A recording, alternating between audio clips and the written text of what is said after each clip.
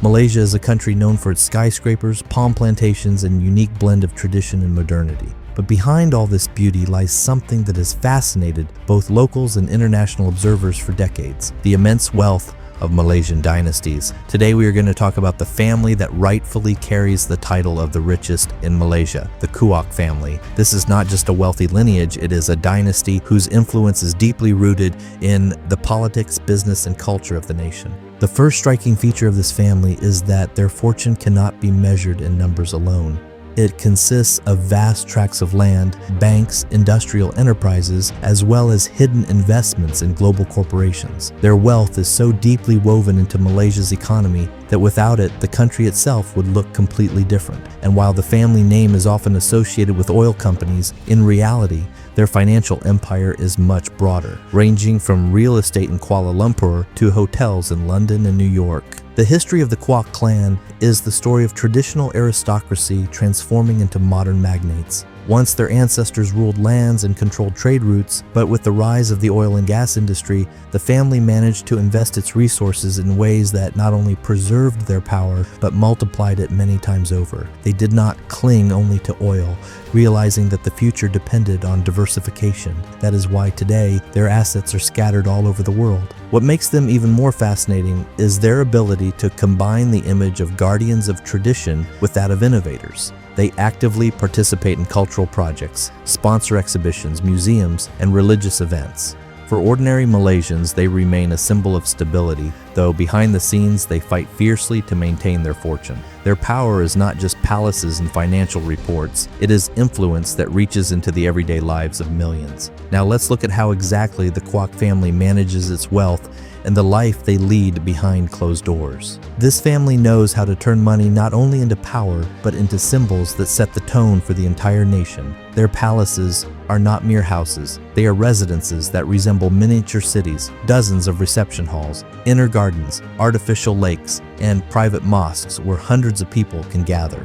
Their luxury is meticulously designed because every detail of the interior sends a clear signal to their guests. This is not simply wealth, this is the embodiment of status and power. Equally impressive is their private transportation collection. The family owns dozens of rare supercars, often custom-made to their specifications. But cars are just one piece of the collection. They also maintain their own fleet of private jets, each designed more like a luxury hotel in the sky than an aircraft. Their yachts, as long as football fields, sail the seas like floating palaces complete with swimming pools, cinemas, and helicopter pads. Yet behind this dazzling facade lies a carefully crafted strategy. Family members understand perfectly that displaying wealth is not only about personal indulgence, but about creating the image of a dynasty that must be respected. Every purchase, every new property is part of a greater game in which money becomes a tool of political and cultural influence. They invest heavily in real estate across the globe,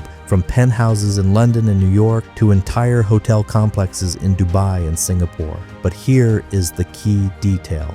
These assets are registered through a complex web of funds and companies so that no one can directly trace them to individual family members. This allows the family to remain in the shadows, keeping control while avoiding excessive public scrutiny.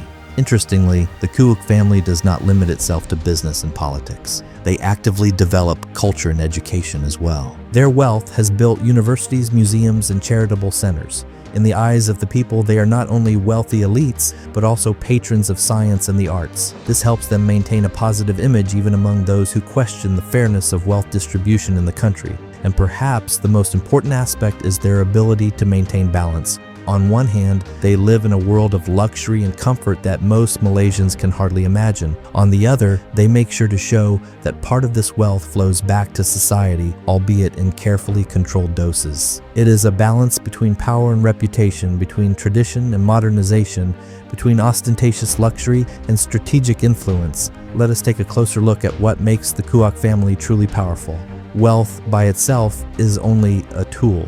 The most important thing is how this tool is used, and it is here that the mastery of the family is revealed. The family that for decades has managed to maintain control over the country. At the core of their strength lie carefully constructed mechanisms that function like clockwork. First, there is a complex network of companies, holdings, and funds. A large part of their assets is hidden behind layers of legal structures that make their ownership opaque. Formally, a company may belong to an investment fund, which is controlled by a trust, which in turn is registered in another country. As a result, tracing the real scale of their fortune becomes nearly impossible. This is not just protection against taxes or external oversight, it is a shield that guarantees the family remains in control even in times of political turbulence. Second, one cannot ignore the close connection between wealth and politics. The family does not simply own money, it has direct influence over the key levers of power. Members of the dynasty hold important positions in the state apparatus, control strategic ministries, and oversee financial institutions. This means that any law, decision, or reform that could affect their interests is either adjusted in their favor or never passed at all. Their power is embedded in the very system itself, and that makes their position almost unshakable. The third crucial mechanism is their ability to control public perception. For this, the family makes active use of media and cultural projects. Official outlets present them as symbols of stability and national pride. In films, books, and even school textbooks, they are portrayed as guardians of tradition and guarantors of the future. Thanks to this, even ordinary citizens perceive their power not as the privilege of the wealthy, but as a natural part of the nation's life. The international dimension should not be overlooked either. The family has mastered the art of building relationships with the world's most powerful players, from corporations to governments. Their investments in real estate, sports, and technology outside of Malaysia allow them to create a network of allies across the globe. When you own hotels in Europe, shares in American companies, and stakes in projects in the Middle East, you become part of a global elite that commands respect at every level. Interestingly, unlike many other dynasties that flaunt their wealth too openly, the Kuok family acts with more subtlety. They know how to combine ostentatious luxury with the art of remaining in the shadows. In public, they can appear as patrons of culture and protectors of the people, while behind the scenes, they play a ruthless game for power and resources. This contrast makes them particularly resilient, for they know how to remain unpredictable. Finally, the most important element of their strategy is control of succession. In such families, heirs are prepared long before they inherit. They are trained not only to receive wealth, but to manage it skillfully. The younger members of the family are educated at the world's top universities, take internships at major corporations, and return with new knowledge and connections. This guarantees that the dynasty does not age, but renews itself, staying relevant in any conditions. It is precisely the combination of these factors, financial mechanisms, political influence, control over society, and careful succession, that makes their fortune unshakable. This is not simply wealth that can be lost in a crisis, it is a system woven into the fabric of the state and the global economy itself. Now that we have examined the mechanisms that make the Kuok family powerful and nearly untouchable, it is time to look at the other side of the coin.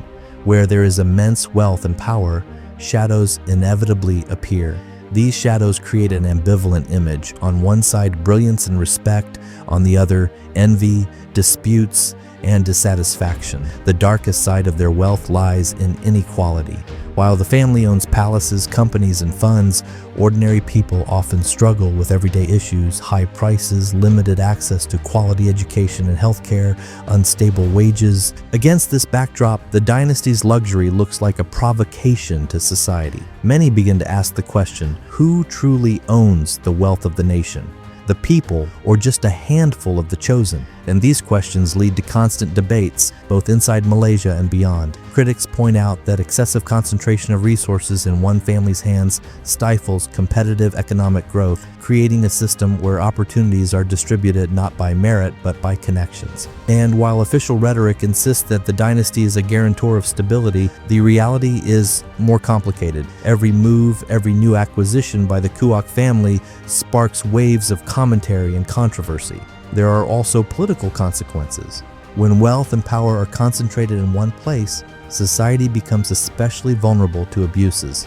History knows many examples of dynasties at the center of corruption scandals, and each such case casts a shadow over their reputation. Even if the family tries to remain distant from open conflicts, its name inevitably becomes a symbol of processes that do not always inspire trust among the people. And yet, it is precisely in this duality that their secret to longevity lies. They know that any mistake could cost them everything, so they act cautiously and adaptively. They know how to change their rhetoric, adjust to new realities, and most importantly, maintain balance between luxury and calculated modesty. To the outside world, they remain an example of stability, while within the nation they symbolize tradition and continuity. In the end, it becomes clear the Kuwak family is not only the wealthiest clan in the country, but also a mirror of Malaysia itself. Their story reflects all the contradictions of society, between tradition and modernization, wealth and poverty, stability and change.